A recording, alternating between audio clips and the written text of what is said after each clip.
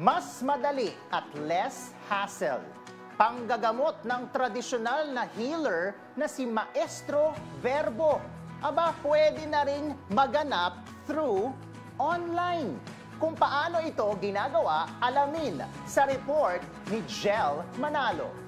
Kabila ng pag-usbong ng napakarami at makabagong estratehiya ng panggagamot, hindi pa rin nawawala ang mga tradisyonal na pamamaraan na madalas ginagawa sa mga probinsya. Pero bilang pagsabay sa uso, ang mga makalumang estilo may halo na rin bago. Kabilang dito, ang paggamit na rin ng social media at TikTok sa kanilang panggagamot.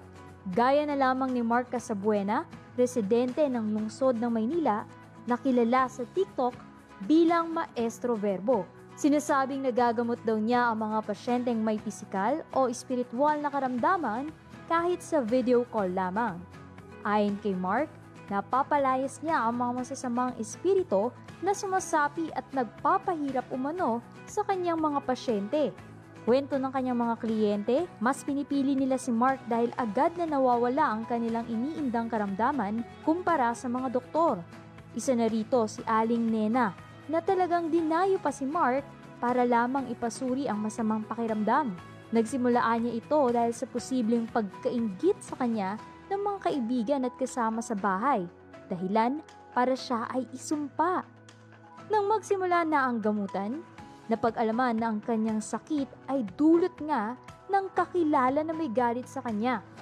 Kasunod dito, nagsagawa ng ritual si Mark upang palabasin ang sinasabing espiritu. Kung makikita mo po, kita mo pantay to, yung guhit niyan. Ang mas mahaba sa'yo, ano po nakikita mo? Sige, iayos mo po ha. Relax ka.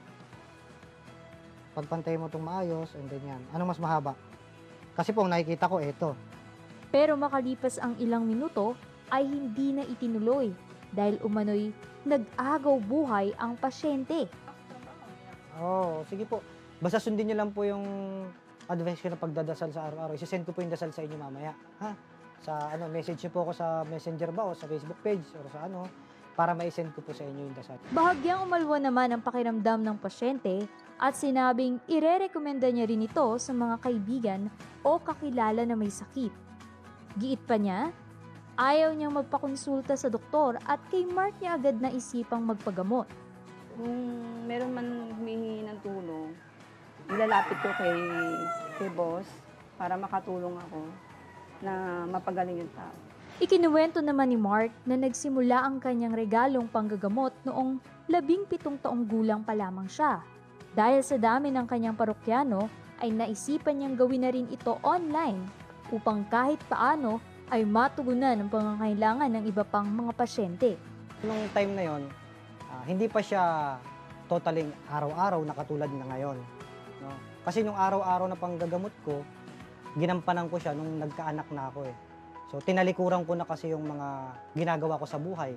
Like trabaho, pag-a-abroad, and then yung pag-aaral, syempre tapos na. So kaya yon, nakapag-decide ako na araw-arawin na yung panggagamot. Kasi before, nung 17 years old ako, doon na nawala yung lola ko. Nung nawala na yung lola ko, doon ako nag-umpisa talaga. Kasi na siya, sumakabilang buhay na.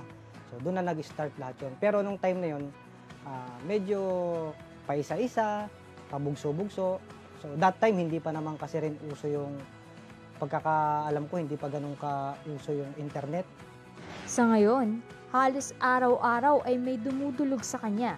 Pero hindi rin mawawala na maraming bumabatikos at nagdududa sa kakayahan niyang makapanggamot. Sinagot din niya ang katanungan ng marami, lalo na't hindi kinukonsinti ng simbahang Katoliko ang mga ganitong gawain na tinatawag bilang occult practices. Ayon kay Mark, mismong pari pa ang nagbasbas sa kanya na ituloy ang panggagamot at nagsisilbi lamang siyang instrumento sa pagtulong sa kapwa. Mensahe naman niya sa bashers, handa pa rin siyang gamutin ang mga ito sakaling sila naman ang mangailangan ng tulong. Sa mga nagdududa, kasi sa mga nagdududa po, una pa lang, kahit sabihan mo po silang paniwalain, hindi naman po maniniwala yan eh.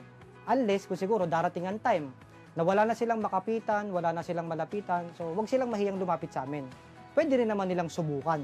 Kung mapatunayan nila sa sarili nilang gumaling talaga sila, na hindi sila mapagaling ng doktor at gumaling sila sa manggagamot, albularyo, so sarili na rin nila magsasabi sa sarili nila na kung dapat ba silang maniwala o hindi. Pero kasi ang tao kasi, kahit nakikita na nila sa harapan nila yan, basta ayaw na nilang maniwala, hindi sila maniniwala. Bawat nilalang ay may kanya-kanyang talento at regalo mula sa Diyos. At sa mga kagaya ni Mark na pinaniniwalaang may espesyal na kakayahan, ang mahalaga ay ginagamit nila ang kanilang regalo sa mabuting paraan. Ako si Jel Manalo, ang inyong Abante Teletabloid reporter, walang inaatrasang balita.